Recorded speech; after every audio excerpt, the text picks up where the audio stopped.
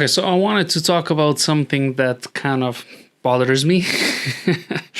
um, it's about test work and test project, basically. Now, as a video editor, I've done quite a few test projects. I never got the job as a result. However, all of the jobs that I got so far were based on my portfolio. So a client saw my portfolio and decided to work with me. The current ones that I have even paid in advance to work with me. Now, I don't like to talk in absolutes, but for the most part, I would say that probably I would never ever do a test project ever again. And I mean, apart from the obvious, I don't like to work for free.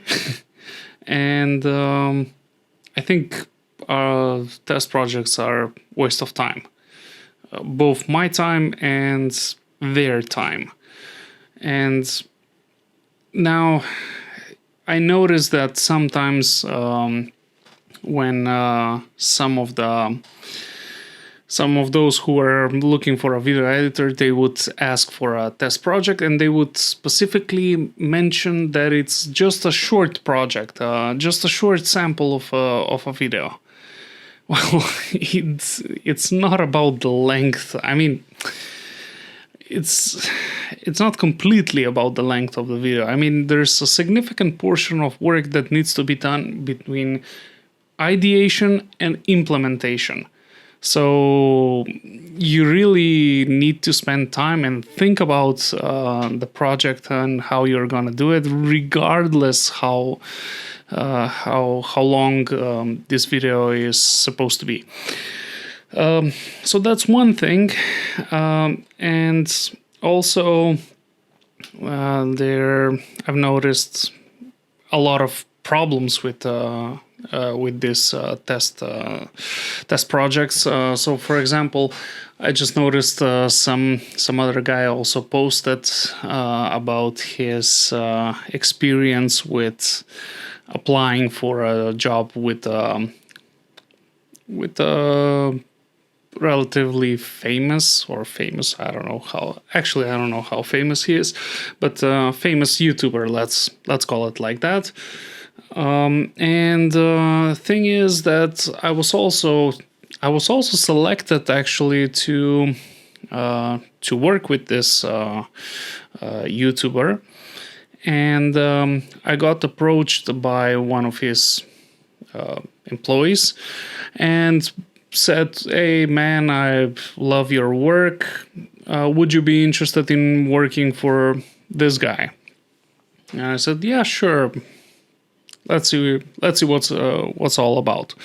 Then I got transferred to someone else, and this person gave me a test project, which was kind of unexpected for me, to be quite honest. I mean, you said that you liked my work. Now, why are we doing this test project? It kind of doesn't make sense.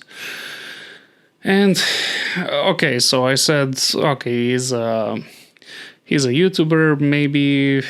Okay, I'll give it a try. I'll do the test project. And I opened the file, the video, and basically this guy was not even prepared. He didn't even know the lines that he was supposed to say in this video. So this kind of gives me a signal that he doesn't really give a crap, and automatically this kind of creates this feeling that it's probably gonna suck working with this guy. And then as I continued watching this video, he explains a little bit about the job, and basically, of course, he says that the job is not very well paid.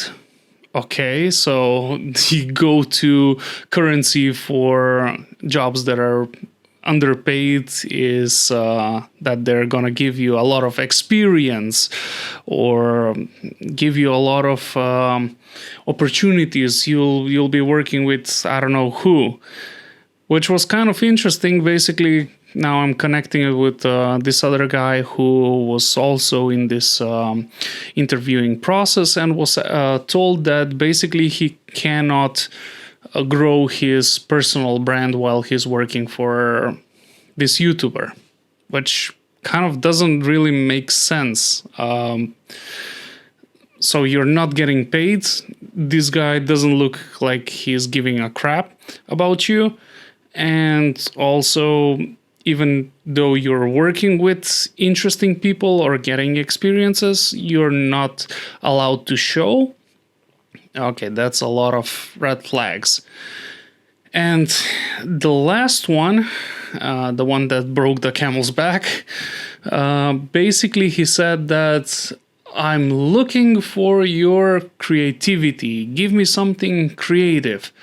I don't know what exactly it is, but have in mind that I'm very picky. So basically what this says is that it's going to be totally arbitrary and it's going to be really subjective. So basically you can be the best video editor out there. Basically you can do pretty much any style. But if you're unlucky that this type of style that he's looking for, and you have no idea what kind of type of style he's looking for, so you're not gonna get the job. So it doesn't really make any sense. So basically I refused to do this project and just wrote to this guy, hey, look, unless this project is paid, I'm not doing it. And if you want, you can take a look at my portfolio and decide based on my portfolio. Now, of course, they didn't accept, but as kind of expected. Now, the thing is, this doesn't mean that all video editors should refuse this kind of work. Especially, this could be really important for those who are starting out and don't have a portfolio. So this will be an awesome way to actually build your portfolio, which is kind of terrible for the guys that are actually looking for video editors because they're gonna get a bunch of amateurs applying for this stuff. And also, basically, at the very end, they're gonna even if there are some competent, I mean, they're just gonna end up with the most desperate editors. Doesn't mean they're gonna get the best video editors. And okay, so best, how to define what is best? Is it the most creative, or is it the ones who are gonna stay with your company and contribute and help you grow your company? Probably you're not gonna get that kind of people in this kind of process, through this kind of process. And which is kind of interesting. This also comes from the big companies, big consulting companies or tech companies, where you go in 5 rounds of interviews and you have psychological evaluation, you have all sorts of different types of interviews. But in that case, yeah, I mean, even if they don't give you a good salary, then in those cases you actually get a huge amount of experience, and you also get then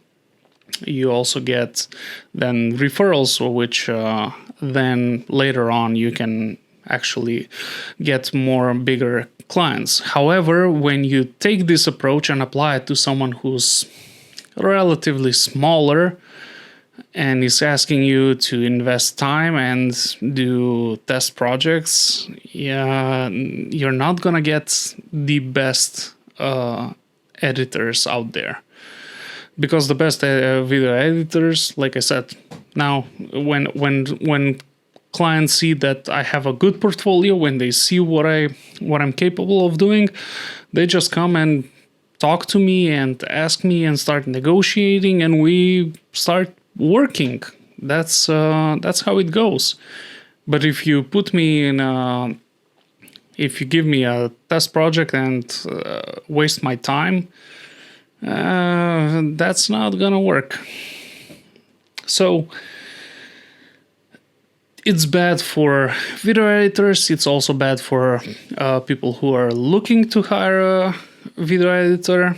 So this I'm not really a big fan of this practice. Instead, for example, like I do, I join video editing groups. I interact with video editors, and if tomorrow I need someone to help me with my projects, then I already have a couple of names, or at least a place where I can find someone, and with someone who I can work. And I know because I've seen their work, and I also know their personality. So maybe you're not gonna get the most creative video editor, but that's not always what you're probably looking for. What you're looking for is probably decreasing the risk. So decreasing the risk of getting someone who's not gonna deliver on time, someone who's not gonna show up. So that's also something that you need to consider. And the test projects don't give you this. So this is pretty much what I wanted to talk about, and I'll see you in the next one.